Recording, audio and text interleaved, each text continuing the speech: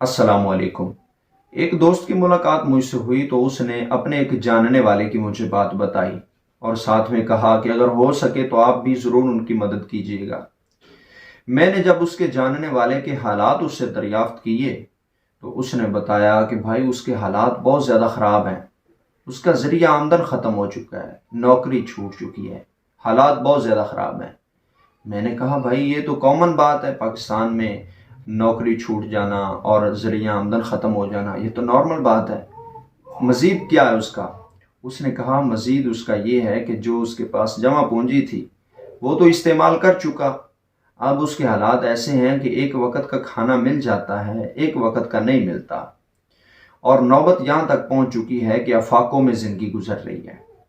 مزید جب میں نے پوچھا تو اس نے جو مجھے بات بتائی یقیناً اس کو سن کر میرا دل بہت رنجیدہ ہوا۔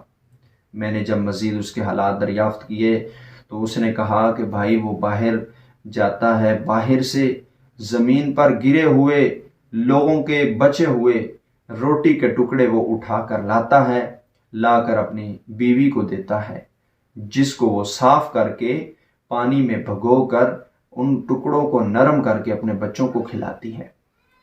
جب یہ بات میں نے سنی تو یقیناً میرے دل میں بھی بہت اس کے لیے ہمدردی پیدا ہوئی۔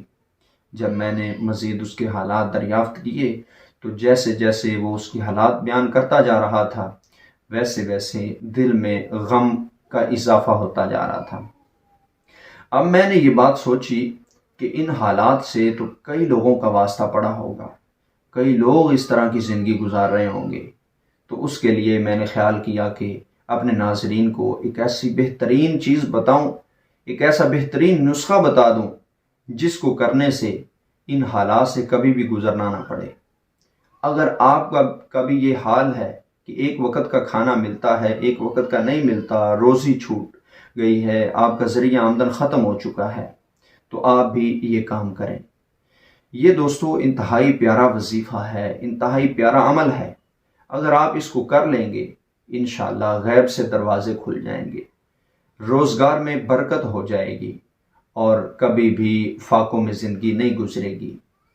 کرنا دوستو یہ ہے کہ فجر کی نماز کے بعد آپ نے یہ وظیفہ پڑھنا ہے۔ اگر آپ کا ٹائم فجر کے وقت نہیں لگتا تو آپ کسی اور وقت میں بھی یہ پڑھ سکتے ہیں، لیکن بہترین ٹائم یہ ہے کہ فجر کی نماز پڑھ کے یہ آپ وظیفہ کریں۔ اور یہ وظیفہ اتنا پیارا وظیفہ ہے اور اس کو کرنے میں اتنا وقت بھی نہیں لگے گا، زیادہ سے زیادہ 5 یا 6 منٹ لگیں گے۔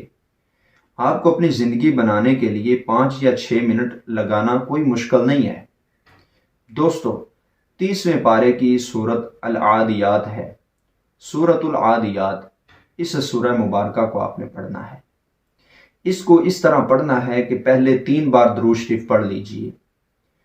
3 بار درود شریف پڑھ کے آپ کا قبلہ رخ ہونا چاہیے، منہ آپ کا خانہ کعبہ کی جانب ہونا چاہیے۔ آپ نے سورۃ العادیات بسم اللہ الرحمن الرحیم پڑھ کے 11 بار سورۃ العادیات پڑھنا ہے، اور اس خشوع و خضوع کے ساتھ پڑھنا ہے، ترجمے پر غور کرتے ہوئے سورۃ العادیات پڑھنا ہے۔ 11 بار پڑھ کر پھر آپ نے اینڈ پر 3 بار درود شریف پڑھنا ہے، اول آخر 3 بار درود شریف، 11 بار سورۃ العادیات آپ نے پڑھنا ہے۔ اس عمل کو 7 دن تک جاری رکھیے۔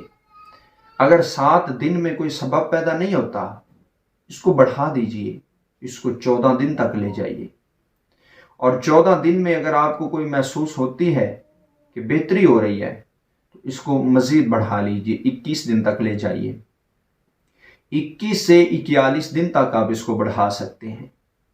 انشاءاللہ ان دنوں کے دوران آپ کو دیکھنے کو ملے گا کہ کیسے غیب سے سبب پیدا ہو رہے ہیں، کیسے روزی کے لیے دروازے کھل رہے ہیں، کیسے آپ کے لیے آسانیاں پیدا ہو رہی ہیں، اور گھر کی پریشانیاں کیسے ختم ہو رہی ہیں۔